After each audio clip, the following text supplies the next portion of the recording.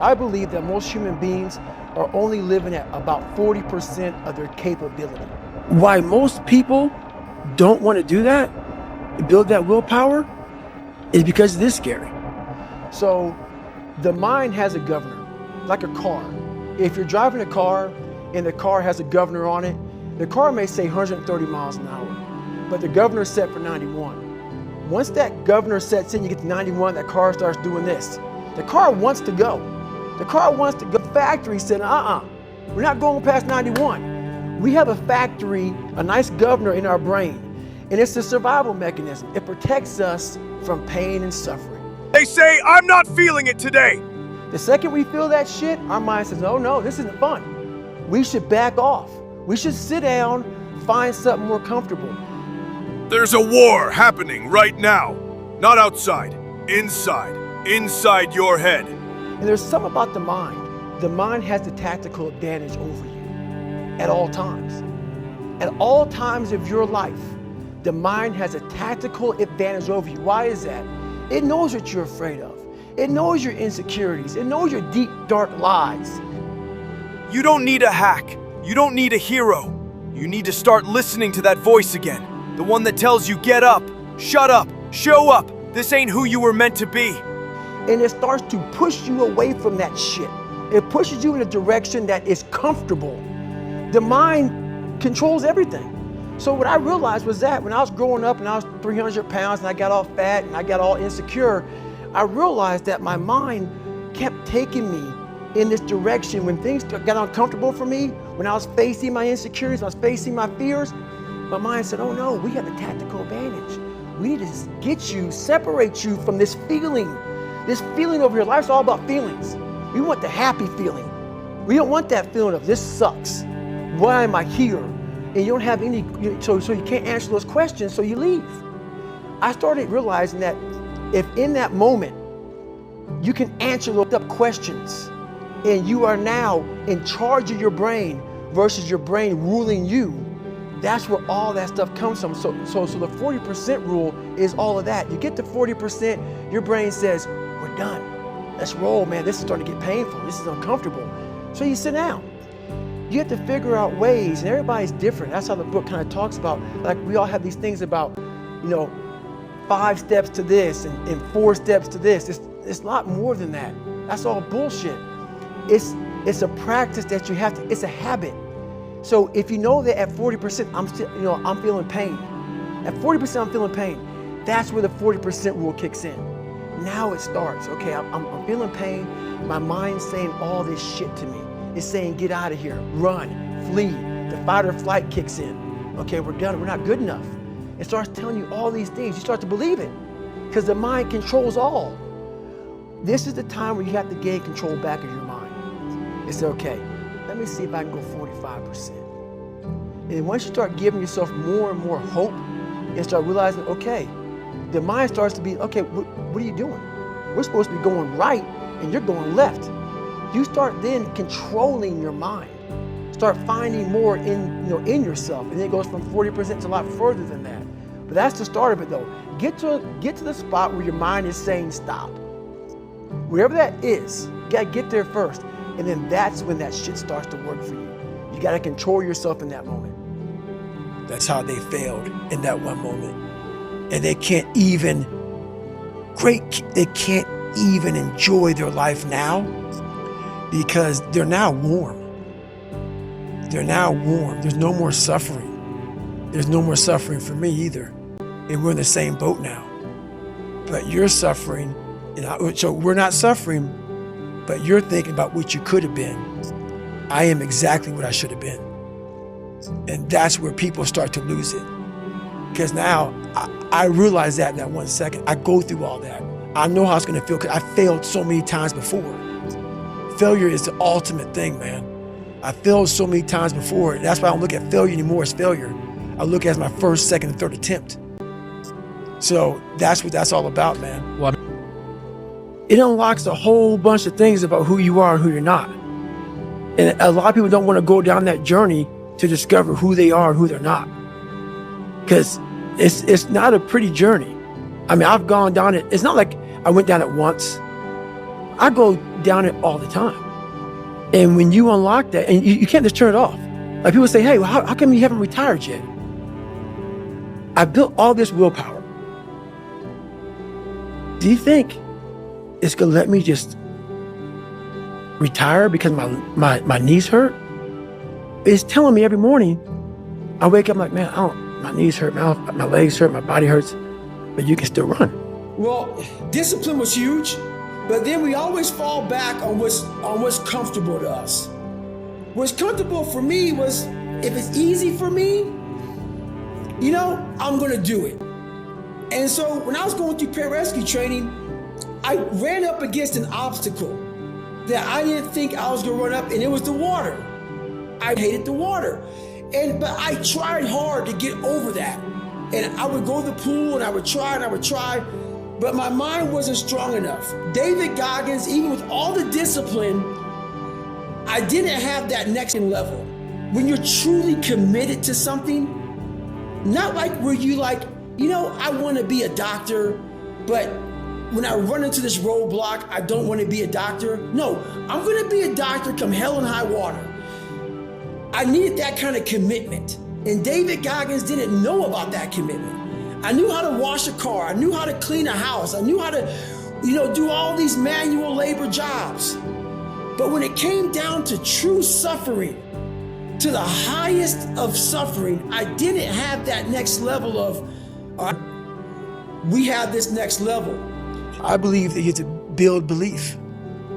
Belief is like, there's an after school special belief where the mom says, believe in yourself, and that's all great, but there's also a built belief. And the built belief is one where you are constantly, like for me, I came from a bad place. How I build belief is through the daunting tasks I put myself through. So that's proof positive that I can. So it correlates. And that's how this piece of shit kid that I once thought I was built belief by saying, And the enemy isn't fear. It's not pain. It's not laziness. It's your own mind telling you, stop, slow down, stay comfortable. Most people, they fold right there. They hear that voice and they obey. They stop when it hurts. They back off when they're tired. They quit when it sucks. But not you, because when you say, I'm not going anywhere, that's when your mind opens up. It expands. It grows. That's the 40% rule. Most people live at 40%. You keep going when your body says no. You take the pain, strap it down, and keep fucking moving. Something in you has to wake up. And usually the only person that can wake it up is you. Where I don't really think about your feelings. I don't really care about what you think or what you think about me, or if you're soft, if you're weak, if you're hard, if you're an alpha, if whatever the hell you are. I just don't really care. And I'm going to say what I believe is going to get you better. All our dreams and visions come with expiration dates etched in invisible ink. Windows of opportunity can and do close. So it is imperative that we do not waste time on both. None of us have any clue what's coming for us or when our time might run out, which is why I do my best to ignore anything that is counterproductive. I'm not suggesting we act like robots, but we need to understand that forward motion gives our lives momentum. We need to remember that sometimes chaos will descend and a clear highway can be wiped out by a flash flood in the blink of an eye. When that happens, a lot of mothers look for a cozy place to hunker down and hide out until the storm passes. I'm only human, they say. When holy hell rains down upon them and they feel drained and powerless, they cannot conceive of a way to keep going. I understand that impulse, but if I had succumbed to the I'm only human mentality, so why aren't you running? If you can still run, there'll be a time when you can't lace them up anymore, but you can still run. So I still run. When the time comes I can't run, the body will say, you just can't run. But if I can still do something, that willpower that I have created, it makes me do it every day. And that's what they don't get. What builds a human being is you start with the small building blocks. And before you know it, man, you become something that it doesn't even make sense to most people because it's just who you are now. That's why I can still run at 50 at 49 with broke down knees and broke down body, because my body knows you still can. Therefore, I do. Second you stop, the willpower is gone. Hope is bullshit. When I was going through SEAL training, a lot of people hoped that they would pull us from that cold water. Man, hope ain't gonna get you shit because it's not in your hands. Hope is not in your hands. You can't control hope, man. You can't. It's just hopefully this thing happens. But when you get belief, when you start to create belief, and belief isn't like an after-school special. Most people think, oh man, like your mom and dad, you need to believe in yourself. Sesame Street, when I was growing up and shit, you need to believe in yourself. That's not the belief I'm talking about. It's the belief that you harness through hard work and dedication. And it's something that you know what you are capable of because you've gone there several times in those dark times. So my belief, why I kept on going back to Navy SEAL training and going back to all these different things, not because I hoped training would get easier. It's because I believed I could make it. Through the training I put myself through, I just wasn't doing and executing as I should. And I knew that. It was all on me. So then when I put that belief into work and that hard work came to fruition, everything happened for me. I never would have dug myself out of the deep hole I was in at 24 years old. Because the second you utter those words, the white towel is fluttering in the air and your mind stops looking for more fuel. I didn't know for sure if I'd ever find my way out of the darkness. I just knew that I could not throw in the towel, and neither can you. Because there is no towel in our corner. There is only water and a cut man. And if those are your only options, you have no choice but to keep fighting until you overcome every last thing that once held you the back. You have been preoccupied by bull for way too long. It's time to switch your focus to the things that will slingshot you forward. It's so easy to get lost in the fog of life. Tragedy hunts us all, and any event that causes suffering will linger longer than it should if you let it. Because our sad stories enable us to grade ourselves on a forgiving curve. They give us latitude and justification to stay lazy, weak-minded motherfuckers, and the longer it takes for us to process that pain, the harder it is to reclaim our lives. Sometimes weakness and laziness are rooted in hate and anger, and until we receive the confession, apology, or compensation we believe we are owed, we stay stuck in our shit as a form of self-righteous rebellion against our tormentors or even against life itself. Some of us become entitled.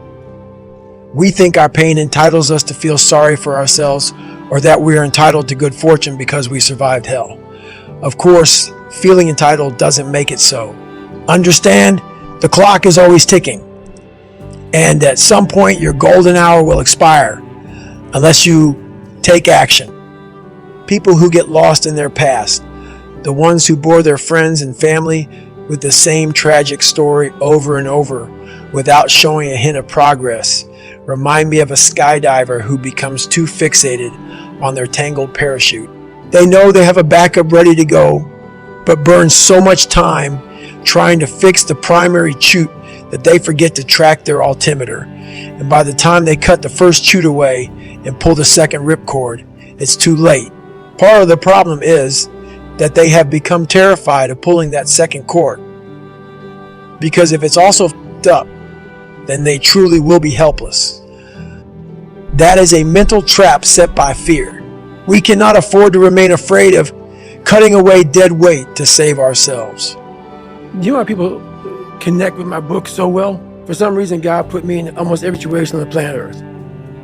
So when I talk to people, it's not sugar-coated, because I'm not saying it from I was 175 pounds my whole life. I don't say much to those people. Maybe you're a piece of shit. Maybe you want to be nobody. Maybe you're happy exactly where you are in life, because obviously you are. Maybe you don't have the determination to be somebody better than who you are. And if you want to live with that, I'll support you in that. If you're good with being who you are, and every day you wake up and every day you smell like shit because you can't wash your body well, and your skin's messed up because your health's so bad, and you can't put your clothes on right, you need help with that. You need help, like when I was doing, I need help wiping my ass. That makes you feel good? Nothing I can say to you. If every day you wake up with this, see, people are haunted, but they obviously like horror films because they keep watching the same movie. I don't like horror films. A lot of people like horror films. So I don't say much to them. I say exactly what I said to you, right there. Because I was once you. I didn't like horror films, so I changed it. Some people are just, they become, like you said, it gets real small when you're lazy and you're fat. Your will, their will is so small that they don't have any, and you can't give it to them. There has to be something. This is what I'm talking about now, because this isn't a hack. This has to be in you. Something in you has to wake up. And usually the only person that can wake it up is you. Sometimes you can read a David Goggins book because I was all this shit and then a lot more of. Fear is not your enemy. Submission to fear is. Doubt is not your weakness. Believing in doubt is. The prison isn't the world around you. It's the mind that accepts chains. Free yourself. Mood is a lie. Duty is eternal. You think lions check the weather before they hunt. You think storms ask permission before they rage. There is no right time. There is only now. Your knees ache. Your hands shake. Good. That means you're alive. Now, act like it. Anger is a spark. Discipline is the steel. Let them burn hot and fade. You stay sharp. To live, you must first die. Die to excuses. Die to weakness. Die to the person you were yesterday. The Spartans didn't cry about motivation. They sharpened their spears. The Stone Age didn't have therapy. It had survival. Modern comfort is a trap. Suffering is the whetstone of greatness. The world doesn't end when you bleed. It ends when you surrender. How to armor your mind. Repetition of suffering. Do the thing you dread daily until it becomes your identity. No 0 days. Miss once? A mistake. Miss twice? A new habit. Never miss twice. Self-talk that's real, not fake hype. Remind yourself, I've done hard things before. I'll do this too. Immature. I'm tired. It's raining. The world's unfair. Mature. I don't care. The mission doesn't stop. Your emotions dictate your motion. Control them, or they control you. Every morning, you choose. Stay in bed and rot and regret. Get up and build your empire. Complaining about no breaks? You are the break. You're the walk. And every day, life tries to erode you. Will you let it? Or will you stand unshaken, hardened by discipline, sharpened by struggle, and ready to claim what's yours? No more talk. Just do. Let me tell you something. Motivation is a luxury, and you're in war mode. You don't need motivation. You need a mission. You don't need inspiration. You need obsession. That's why when they ask, why are you so crazy? You tell them, I'm trying to be the best for you. Not because it's easy, not because it's fun, because this is who the hell I am. When you quit, your mind shuts down. The door closes. You live with regret. But when you say, no, I stay in this pain. Broken. But you have to learn how to fail. I'm not going back. And I went back. I'm not going back, and I went back. I'm not going back, and I went back. It showed me even more of what we have as humans, if we're willing to go there and we're willing to push that extra step. And like I say, I always tell people, a lot of people, man, how do you do what you do? At the end of the day, I ask myself one question: can I take one more step? And usually the answer is yes. So if you can answer that question and not take another step, that is real failure. That is real quitting. So a lot of people can take one more step, but they choose not to. I don't know if you can take 2 steps. You got to answer that question after you take the first step. But I can always take one more step. So if I choose not to, that's on me. And I got to live with that. This is what I need every day in my life. I don't need someone to say, good job, David. I don't need a pat on the back. Everything became internal. I started feeling this feeling I never had before. You know, like I thought I was a born loser. And just cleaning a tire and cleaning the car to the best of your ability changed everything. Raking the yard and not leaving one leaf. Not one leaf. And then one would fall and I would get that one leaf. It just became something that was like, okay, I see dirt, don't pass the dirt, clean the dirt. It just started absorbing, and before you know it, man, it just morphed into a man that was like, we gotta get it done regardless. David Goggins wasn't enough. So I went into my mental lab and realized, but I wanna be great, but I don't have greatness in me. So I had to create a career that was great. And in my mind, I'm really big on visualization. And people may think it's all kind of bullshit, but I don't give a shit. This is a true shit right here, man. I went in my mind, I said, okay, I want to look like this, I want to feel like this, and I want to have a mind that cast iron steel, that never dull, that is always sharp. That was the biggest thing I wanted. I wanted to hit obstacles that most people love, including myself, but I didn't waver. I didn't fear. I didn't run away. I just stayed and marinated in the fear, in the suffering. And through that, building Goggins, I will become Goggins when necessary. And I started to do these things on my own. I had my own training ground. I built a training ground. It wasn't Navy SEALs. If you go to Navy SEAL training not prepared, you're gonna quit. So I built this training ground on my own. And I started doing these horrific things that David Goggins couldn't handle. But Goggins started slowly coming up. I started putting that visualization of the guy I wanted to create. And in that water, when things got hard, when I was training on my own, Goggins would appear. Goggins would appear. When David Goggins would come up, Goggins would smack him down and say, no, we're gonna drag you through this. And that's kind of how it happened over a period of time. This man evolved. Goggins became the guy that can withstand all kind of torture and pain and keep coming after you. And that's where that next step with evolution became. The runs in the rain, the extra rep when your muscles scream, the study sessions when your brain begs to quit. Discipline isn't punishment, it's power. It's choosing pain now for pride later. Discipline is self-love in action. It's refusing to betray the promises you made to yourself. It's looking in the mirror and knowing you didn't cheat. You have to continue to live your life, or you can choose to be doomed and become a statistic.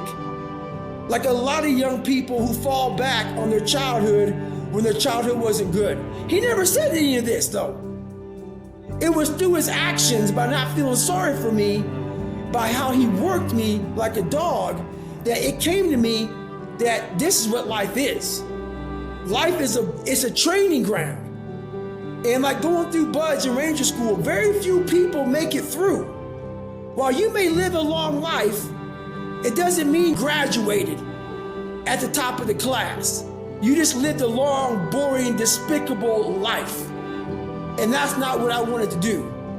It's the worst pain I can ever I can't even describe the pain of that last 30 miles to anybody. No one, it's very hard. Whole body? Whole body. So when it ended, I'm literally dizzy going up my stairs to get to my house. I have my arms wrapped around her going up the stairs, and every flight of stairs I have to lay down because I can't stay upright for too long or I'm gonna pass out. So I finally get in the house, and when I get in the house, I'm once again on the floor. I'm in the kitchen on the floor, just laying there. I finally make it to the bathroom, into the tub. I get rolled in the tub, and she puts the water on me. I'm just laying there with the water coming on me. And what I pee out looks like Coca-Cola. And I'm laying there in the worst pain of my entire life.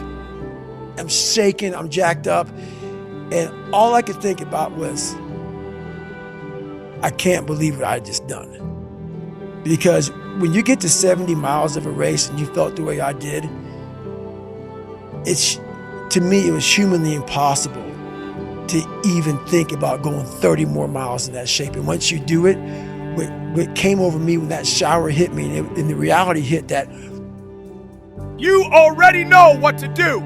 You've known it for years. But comfort's got you by the throat. Every excuse, every lie you whisper to yourself, it's all the same trap. And then there's that voice, that other voice, the one that says, "Hey, what the fuck are you doing? Get off the couch, put down the phone, quit pretending. You think you need a mentor? You think you need a morning routine or some life hack? No, you need a war plan. You need a mirror. You need to hear yourself say out loud, I've become soft, lazy, undisciplined, and I'm the problem." That's where it begins. Because if you're waiting for a savior, someone to hold your hand, that person ain't coming. No one's bringing you discipline.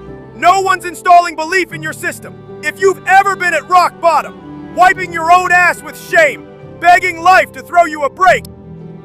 So I'm with my pacer, his name is Mike, and I see this porta potty of sorts, and I'm like, I just need to get off the course. So I lie to Mike, I'm like, hey man, I gotta go to the bathroom. And I go in this outdoor house, so there's a bathroom in it. So I went in there, and I'm in there, and I'm thinking, I'm like, God man, I just wish I would fall into the toilet. You know how like big sinkholes? I just wish I'd fall in there, man, and maybe I'll break my leg, or maybe something would happen where I can't finish the race. And as I'm talking to myself like this, out of nowhere, Goggins appears in my mind. He's like, man, are you really talking like this, bro? Imagine if you were to be able to have people hear your dialogue right now, man. You came out here in 2019 and this course kicked your ass. And all you wanted to do was come back here. You trained knees. You put so many miles in. You visualized all this. You've run this course a million times. And now you're in a porta potty like a little fucking bitch, whining and crying to yourself, lying to your pacer that you got a shit. So basically, what happened was Goggins got a hold of me and knifed David Goggins and stuck him in that porta potty, and Goggins came out. And when Goggins came out with 40 miles to go, a 240-mile run, it was the most epic ending of any race I can remember. That last 40 miles was something that I can't even describe. But what I will tell you is, once again, it shows you what the determined mind can do. There's no David Goggins. There's just David Goggins. And that's what people don't get, man. David Goggins just changed his mindset in that porta potty. My feet still hurt. My back was still aching. The pack was still heavy. Everything was the same. The only thing that changed was how I approached the situation. I no longer wanted to be a victim of that race. A victim in my mind. I wanted to dominate when most people would refuse to dominate. I wanted to dominate under the most harsh environment. The world doesn't reward intentions, it rewards outcomes. So don't say you want it, show you're willing to bleed for it. Because when it's hard and you keep showing up, that's when your mind starts to believe you again. Go to the dark room. One with no noise, no dopamine, no distraction. Just you and the mirror. Ask it the hardest question of all. Am I living up to my potential? If the answer is no, and go ghost, disappear, vanquish every excuse, and go build something they can't take away. Because it's not your fear of failure that's holding you back. It's your fear of change. And yes, life will get harder before it gets better. But it will get better. I watched all those Navy SEAL instructors who had gone through Hell Week, and now they're putting me in my class through Hell Week. I'm watching all of them because they all know at Wednesday we're all defeated.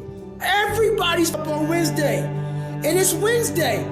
But I got the information. I know where you were on Wednesday. And I know what you're thinking. I should be at Wednesday. I should be up as you are. I'm not gonna give you that. I'm gonna show you what Wednesday is for me. Wednesday for me is not Wednesday for you. And so when I did that, I saw the instructors' faces when I was drunk. I was at hour 80, 90 of Hell Week. I was like at minute 1. It was like Hell Week had just started. So why you take someone's soul because they don't know how you're able to do this at that state of mind, that state of being, that kind of cold and misery, but you find more when no one else can. A smart human being will see that and you will elevate them. And that's what I did to my boat crew. My boat crew was stuck, but they saw my elevation. So they said, if this guy can do what one man can do, another can do. So they elevated themselves. But as my boat crew elevated, I saw that everybody else was like, what the f is going on? And so we used all of that ammunition, all those sad, long faces, all of that like questioning, what the f, and we used it for even more ammunition. So taking souls is when you put yourself in an environment that most people won't succeed in, and you thrive in that environment. Be selfish, be obsessed, be relentless. You owe it to your future self to go all in. This isn't about being inspirational. This is about being unbeatable. Now, go dark and don't come back until you've become someone they cannot recognize. If you sit in failure for too long, you will never come out of it. So the first part of my success was learning how to fail properly. You have no fucking idea how great you really are because you are using such minimal of what you have. It became a way of living. So how I do every day is how I do every day. It's a discipline, it's a regimen, it was a choice I made. And the choice I made was, what are you willing to sacrifice and what are you willing to give up to find every bit of who you are as a human being? And I was willing to give everything to do that. Pain is temporary. It might last a minute, an hour, a day, or even a year, but it will fade. Quitting, that lasts forever. Every failure is just a lesson to pick yourself up and keep going. My mom once told me, get a job. I said, I already have one.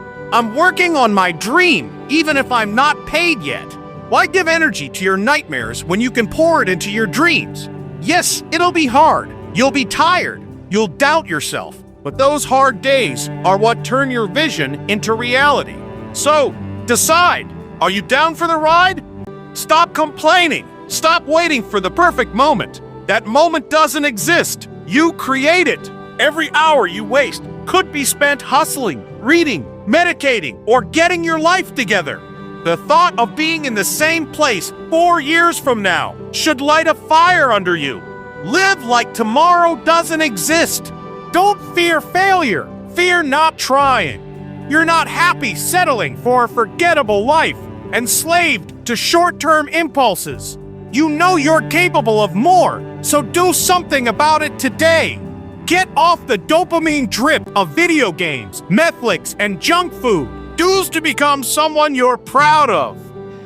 And you have to first be uncomfortable with how you feel about yourself. With that voice that a lot of us like to run away from, we all have it. We all have that voice that say, hey man, you know, you're kind of wimping out right now. You're kind of being a little punk right now. But a lot of us say, okay, that's okay. It's okay to tell these little white lies to ourselves. So we first have to face the real you. The real me is David Goggins. The real me is a guy looking at you right now saying, I don't want to be on this show right now because I used to stutter as a kid. And I'm afraid of that. I'm afraid that here in a second, I'm going to start fucking stammering and stuttering and the whole world's going to know that I have all these issues. But that's when I see right now, okay, Goggins, you got to go on the show. That's Goggins. Goggins is saying, okay, David Goggins, you're a punk. Life made you this way. We can't live like this. We can't live in fear. We can't live in judgment. We can't be afraid of what the people right now are looking at me saying about me. We cannot be afraid of that. That's Goggins. Goggins saying, all of you who don't like me, who don't want to, and that person then comes in. But you have to be David Goggins and say, man, I'm afraid of this, up here, life made me this way here. I stutter. I have these issues with reading and writing, and I'm fat and I'm insecure.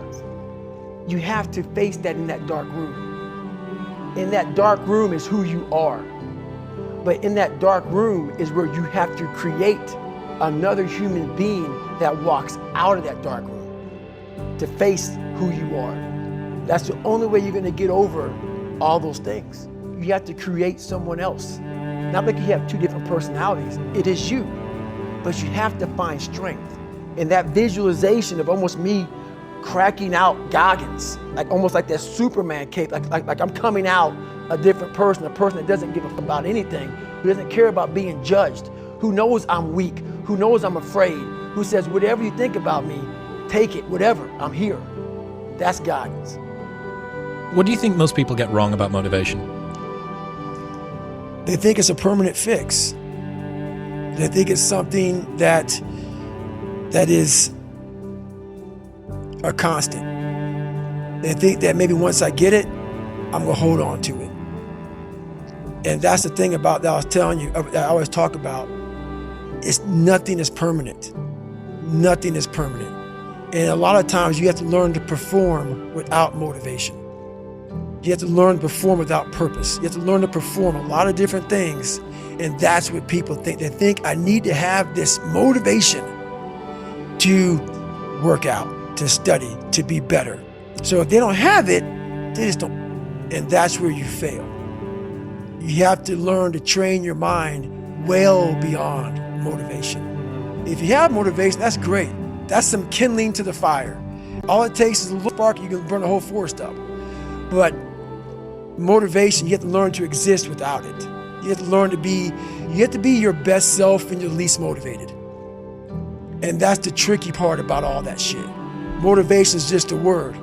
You have to have these different things in your mind on where you want to go and know that motivation is not going to get me there. Because I'm not going to always be motivated. Don't let pride or ego hold you back. You know better, so do better. Stop blaming others when things don't go your way. Your attitude determines your altitude. You could be on another level if you just commit. Imagine a documentary crew filming your success story right now. What would you do? You'd stop overthinking, stop debating, and start doing. The weights won't lift themselves. The book won't write itself. Your dream won't chase itself. Take that first step now. Risk failure, risk ridicule, because the greatest risk is doing nothing. Only those who dare to risk are truly free. And when the devil comes at you, know it's because you're doing something right. Keep grinding, keep pushing, and watch your competition fall off. Give it a year. You'll be laughing. Yo, listen up. You've got one shot at this life. One shot to control your destiny and build a life you're proud of. Spending years grinding for a life you truly want is 1,000,000 times better than settling for a quick fix that leaves you disappointed forever. Playing it safe might feel okay now, but when you're on your last breath, the regret of flowing away your potential will haunt you. I'm not here to let that happen to you. You were placed on this earth for a reason, not to be average, but to excel, to shine, to become a beast. So, promise me this, no matter how long it takes, no matter how much it hurts, keep going. You've got greatness in you, and this grind is what's gonna carve it out. So in my book, I talk about it a lot. This is my junior year in high school, and I fell back a lot. I fell back in this hole of life. The second you think that you've overcome it and you climbed Everest, you're on that last hold, and life will say, not today, and it'll push you down. And my junior year in high school, I missed a whole bunch of school, was lying to my mom, had like a 1 point something GPA. I was just jacked up. I mean, I was in one of the worst spots in my life. And my mom was going through a lot of shit too, and she didn't have time to sit back and baby me. And it was me against me. My pants were down to my knees. I was not, whatever was going on, I was in bad shape. So I went to the bathroom and I had this weird haircut because I wanted attention. I was an attention getter. I went to an all-white school pretty much, Some of the kids liked me, a lot of them didn't like me, whatever, it didn't matter. I was looking for something, so I would dress differently, crazy haircuts, and I went to the mirror, and the reflection in it revealed a lot of bad things. And being cool, you don't have a title on yourself. So I started cheating. I was dumb. And people say, oh, you know, you have a learning disability. I had a learning disability, but I realized I was lazy. So I called myself out there. I called myself out every which way possible. I didn't call myself out, I was just honest. I was honest. Look at yourself, man. Look at yourself. And it was that day, and a couple of days after that, I just got real with myself. And every day I came home, I called the accountability mirror. What am I gonna do today to change what I see in this mirror? What am I gonna do today? And a lot of it was, I stopped sitting with the cool guys. I actually tucked my shirt in and went to school looking like, hey man, this is how I'm gonna look. If you don't like it, so be it. I had to really wear this layer of skin. I had to develop a really calloused skin on me to take whatever you're gonna call me, you're gonna call me. Whatever I'm gonna be, you know, I wasn't a geek, but whoever I am, you're gonna see me. You're gonna see me for who I am, because I need to change who I'm not. And that accountability mirror just became raw. And when I became fat over the years, because I fell back in the hole, I called myself fat, because I was fat. And people don't wanna do that. They wanna say, oh, don't call yourself fat. Don't call yourself dumb. If you're not real and raw with who you are, nothing's gonna change. And in this nice new world that we live in, we wanna hear, you're just a little big. No, man, you might be fat. And it's okay to hear that from yourself and from everybody else. So that's where it started at. And it's raw, and it gets ugly sometimes with me in that mirror, but I'm also proud of myself to be able to tell myself that and then fix what's in that mirror. So the first thing about it is, once you realize it, and you have to realize it, you gotta call yourself out. Addressing it is very small. It doesn't go from like one morning this way, next morning I wake up and presto, 5 steps to greatness. No, it ain't that, brother. You read my book, this is hard work. It's every day, like right now. I had to be honest with you, man. I'm even shaking right now being on this show. I'm a big time introvert. How you address it is you face it. You face it every day. You face it every single day of your life, where you say, okay, like if you're fat and you need to lose weight, it's patience. It's patience in this. Would you give up a year of comfort to earn a lifetime of power? Most won't. They'd rather suffer for 10 years than grind for 1. Not you. You're done suffering. You're done surviving. Now you attack. This isn't about self-help. It's about self-destruction. Destroying the weak, distracted, scared version of you and rebuilding the beast who was always inside. Disappear for 6 months. Bleed in silence. And reappear with scars, trophies, and receipts. And when they ask where you've been, just smile and say, I was busy becoming the person you couldn't ignore. Don't just think you are. Know you are. This is the fundamental truth. If you can see it in your mind, you can hold it in your hands. Ask for what you want and be prepared to receive it. The laws of success. You become what you think about most. You attract what you feel. You create what you imagine. Visualization is the key. If you can see it in your mind, it must happen. That's a universal law. Success isn't about what you're getting, it's about what you're becoming. True happiness lies not in what you have, but in who you are. The universe responds to your thoughts and words. Every thought you think, every word you speak, shapes your experiences. Believe in your vision, and the universe will send it back to.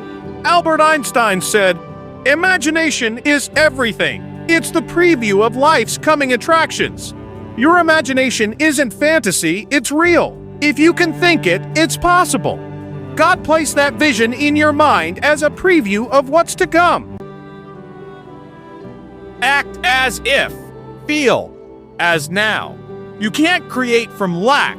You must create from the feeling of having it. That's the shift.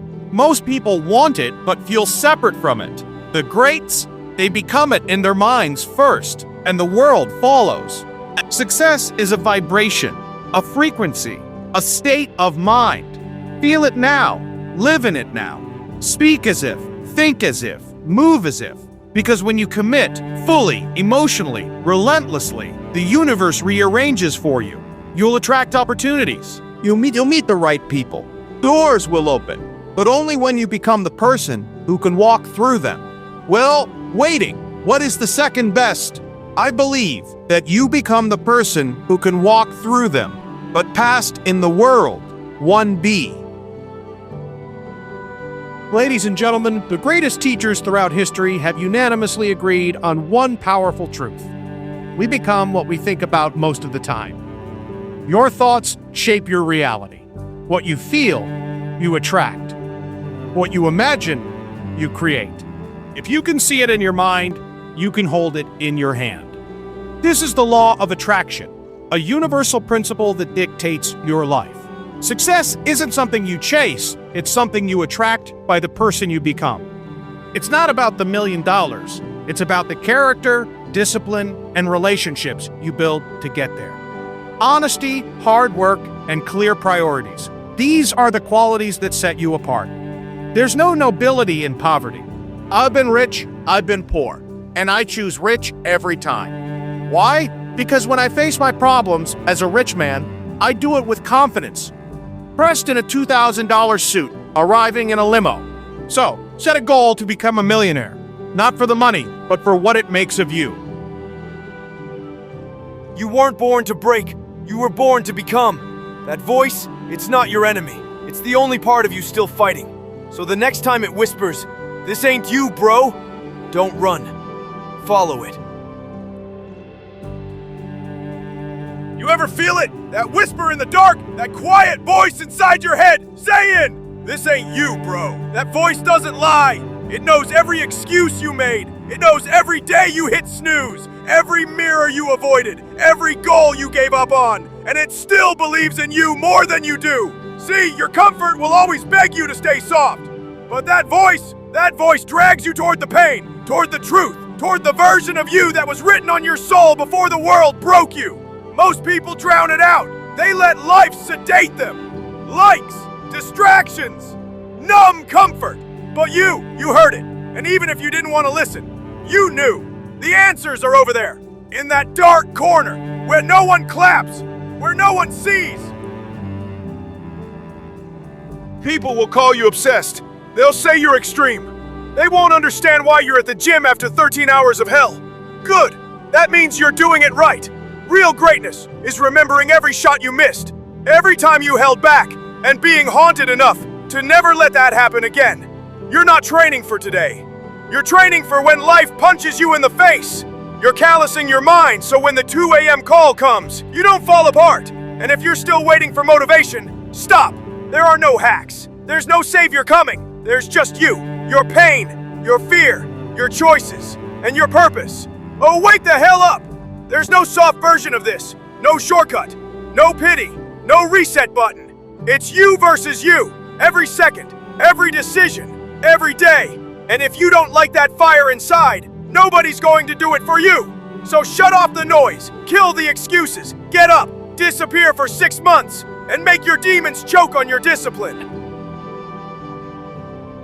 You want the truth?